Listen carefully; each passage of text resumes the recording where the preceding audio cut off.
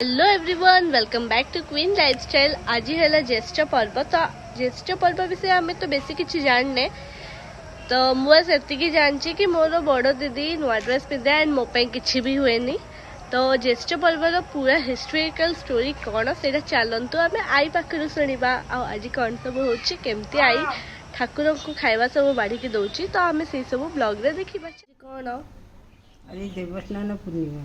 आज कौन हुए? आज ठाकुर स्नान मंडप उठती, गाधाती 108 गरा पानी गाधा हो। गाधे लुगापटा पिंधिले बसिले पूजा है। स्नान मंडप बसिले से दर्शन दिखती, पूजा हो, लोक सब भिड़ हमें देखती ठाकुर को। ज्वर हुए कौन शुणी? 108 पानी गरा पानी रे गाधाती,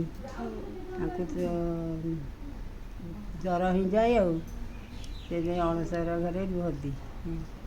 कौटी अणसर घरे सेटा कौन गोटा रहते से घोड़े घोड़े शोबे, औषध खाइबे, 15 दिन उठे जा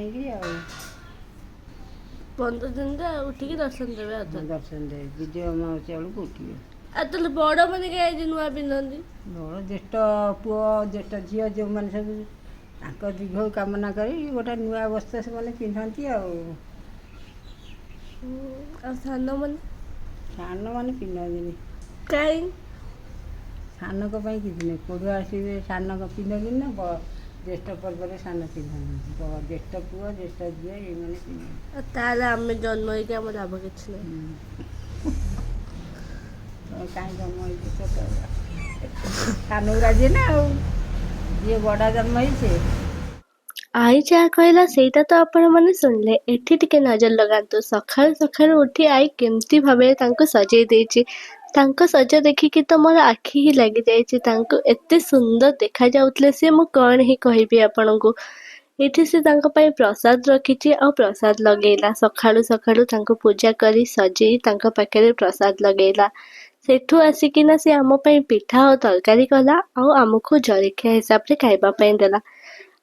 तापर मु पूरा देखिकी शॉक्ड, एटा कौन? एटा है खरा बेला खाइबा। एठी तांको पाखरे अन्न लगिला आउ एठी से तापर संध्या देला। संध्या टाइम रे भी से पूरा भक्ति रे अच्छी, माने जगन्नाथ को देखिले आई पूरा पागल हो जाए। मु कौन ही कहबी ता कथा। खाली आई नुहे समस्ते आपण माने भी निश्चिंत होते। से सब सरला परे राति रे सोइबा टाइम रे देखंतु से निज हाथ रे तांको खुएई दउची, सते कि से गोटे छोट छुआ।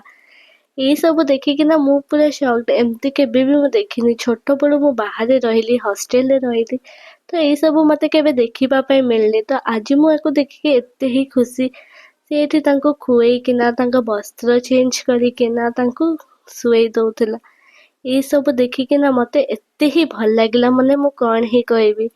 ये सब मो जीवन रे केबे देखी नहीं मते जहाँ लगे। आउ छोट बड़ जदि बाहर आपण माने भी रहिथिबे तो ये सब जिनस आपण बहुत कम ही देखिथिबे।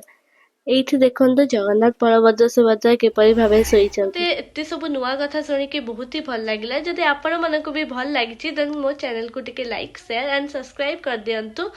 पुन थरे आपण मानको सहित मो देखा हबो गोटे नुआ ब्लॉग रे। से पर्यंत बाय बाय, लव यू।